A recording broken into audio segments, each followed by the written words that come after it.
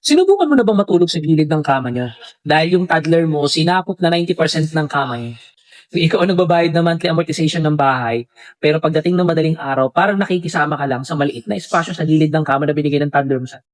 Ang mga toddler kasi natin guys, no, may X-formation na paboritong gawin, naka-crosswise sa gitna, habang ang paa ay nasa ilong ni daddy at ang siko ay nasa ribs ni mom. New day, new parenting, happy naman po tayo, mamis at daddies.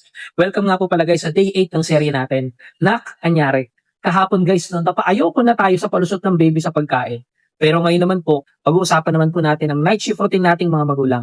Ano ang topic number 8 natin? The sleep karate. Aminin po natin guys, no, gaano kayo kadalas magising sa madaling araw na may pasa sa mata o may sumisipa nasa sikmura mo? Akala mo peaceful silang matulog dahil mukhang mga anghel? Yun pala guys, mga black belt sa martial arts, pagpikit na yung mga mata. Isang milagro guys, kung paano ang isang maliit na bata kayang mag-expand sa ganyang kalaking kama nyo. Matutulog siya guys, nakaayos sa gitna. Pero paglipas ng isang oras, ang paa niya nasa unan mo na at ang ulo niya ay nasa paanan na ng kama. Yung feeling na tuloy, ikaw lang nakasabit sa gilid ng kutsyon para lang hindi ka mahulog.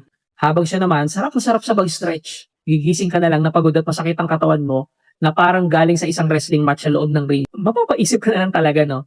Nakanyari. Kaya guys, anong physical injury nang nakuha mo sa sleep karate ng anak mo?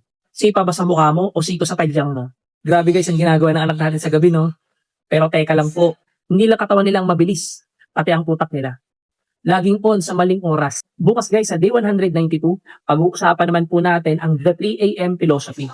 Bakit kung kailan sobrang antok mo na, doon pa sila nagtatanong ng, Daddy, bakit blue ang kulay ng langit? Saan natutulog ang mga langgam? Huwag kang mag-alala, pag-uusapan natin yan bukas. Ikaw mamaya, Daddy, naka-experience ka na bang mahulog sa kama dahil sa sipa ng baby mo? Itag mo na yung asawa mo na lagi palang sinisipa ng anak niyo. Ganito na ba ang sitwasyon sa bahay niyo o takot ka na baka ganito na ang kahantungan ng anak mo?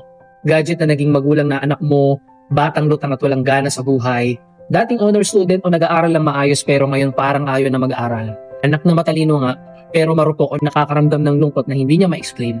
Nakakatakot po guys, di ba? Pero wag po kayong mag-alala dahil may solusyon po tayo dyan.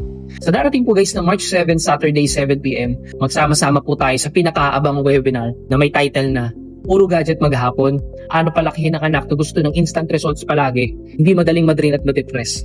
At ito po guys ang exciting na announcement namin dahil mahal po namin kayo at sa daming nagre-request po sa inyo, extended po ang discounted rate namin na 300 pesos lang.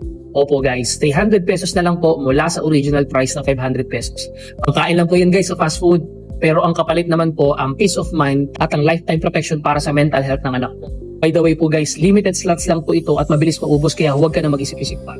I-scan mo na po ang QR code na pinapakita sa screen para masigurado po ang slot nyo sa promo rate na yan. At para naman po sa mga nangangailangan ng direktang gabay mula sa ating expert psychologist na si Dr. Cathy para po sa child consultation or gusto natin idulog ang kasalukuyan na pinagdadaanan ng anak natin, i-scan nyo naman po ang QR code na makikita sa itaas ng screen.